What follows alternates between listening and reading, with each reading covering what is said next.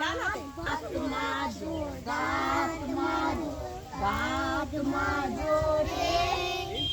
মা বাবা দিদি ভাই দাঁত মাজরে মুখ ধো ধরে মা বাবা দিদি ভাই মুখ ধরে নখ কাটো রে মা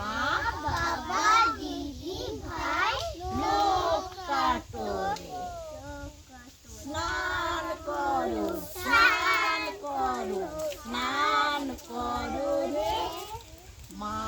বাবা দিদি ভাই স্নান করো রে